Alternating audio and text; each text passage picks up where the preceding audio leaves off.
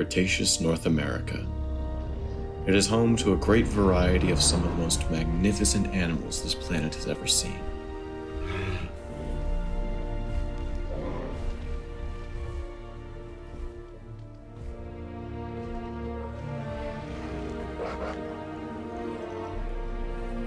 Some take to the skies.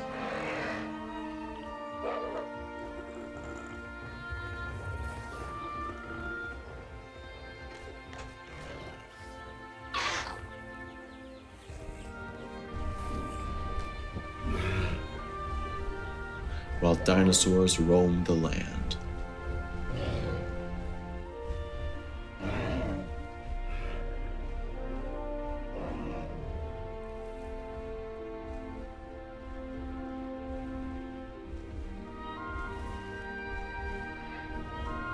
Every animal fits into its niche like a puzzle piece in the grand canvas of the ecosystem.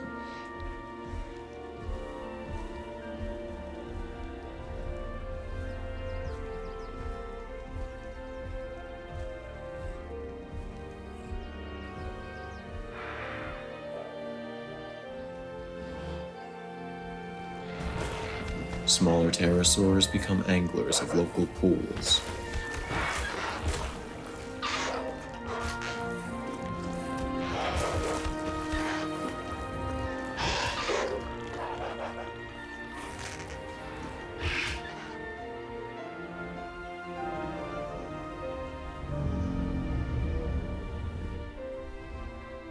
Sauropods complete the ancient skyline.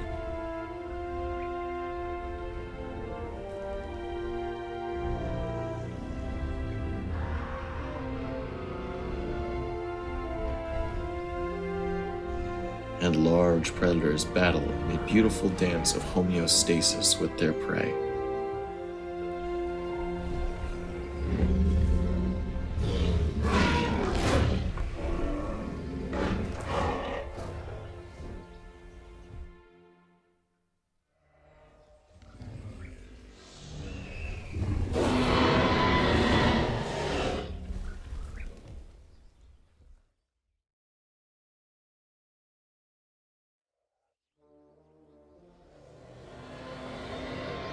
Dawn. In the forests of what is now modern Utah, a massive predator lurks beneath the canopy. A large dromaeosaur, an animal the size of a bear, with all the telltale marks of a bird of prey. In these harsh times, competition is fierce. Even small troodontids like these can still pose a threat to this animal's survival.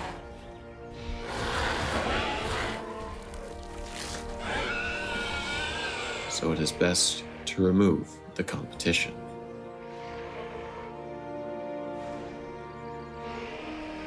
But at this time of year, something isn't quite right. A large ceratopsid, an animal the size of an elephant, sporting a massive frill with 3 horns jutting from its face, but with large prey, follows even larger predators.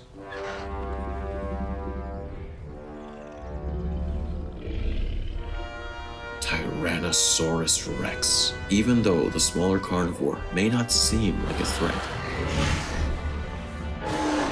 it is still a possible rival.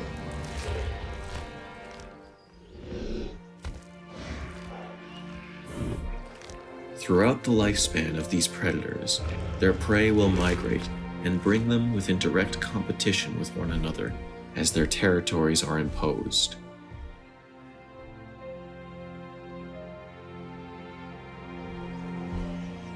In order for the dromaeosaurs to survive, these hunters must take on a different approach to feeding.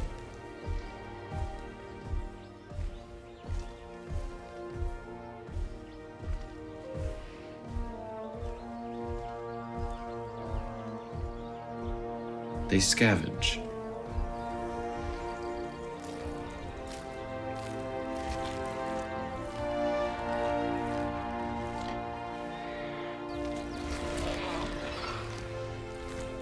Even becoming unlikely allies with what would usually be their competitors.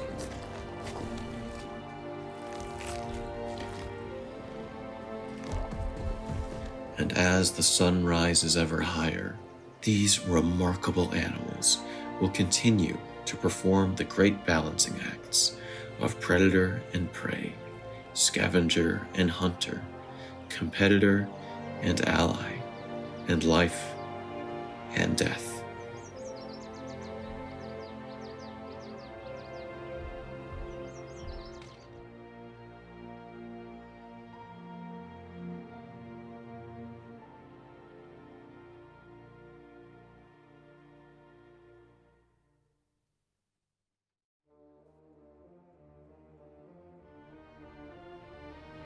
Utahraptor austromasi was an animal that lived in Cretaceous Utah 135 million years ago.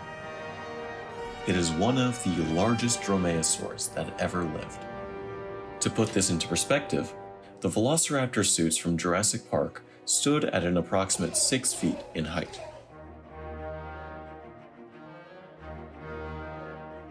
The animal that was based on, Deinonychus anterhopus, stood at an approximate 5 feet.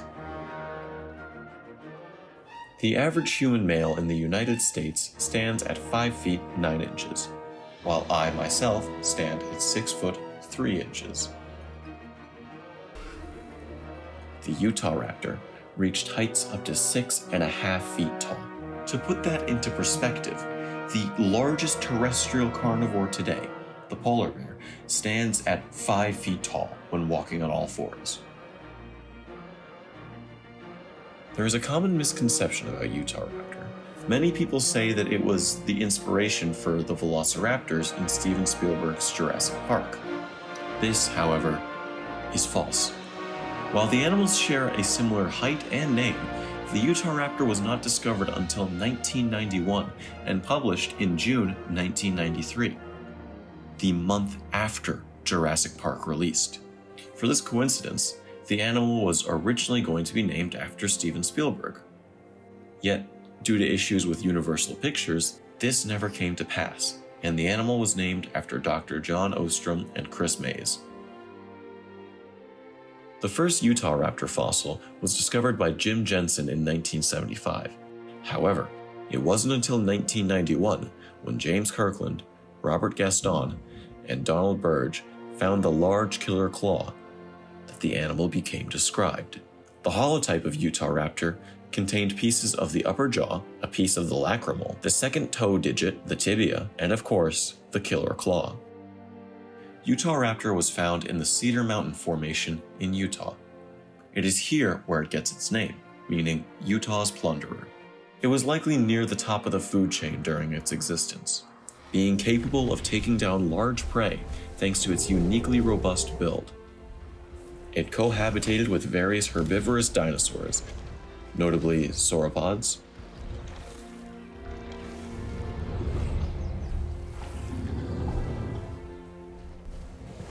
and iguanodontids.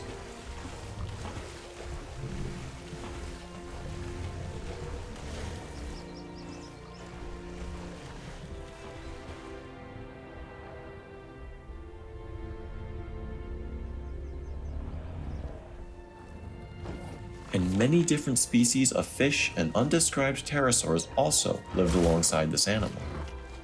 At the time of this program, there are no large carnivores that lived alongside Utahraptor. Certainly not Tyrannosaurus. The closest thing was the high-spined lizard Acrocanthosaurus, which did not exist until 5 million years after Utahraptor had long been extinct.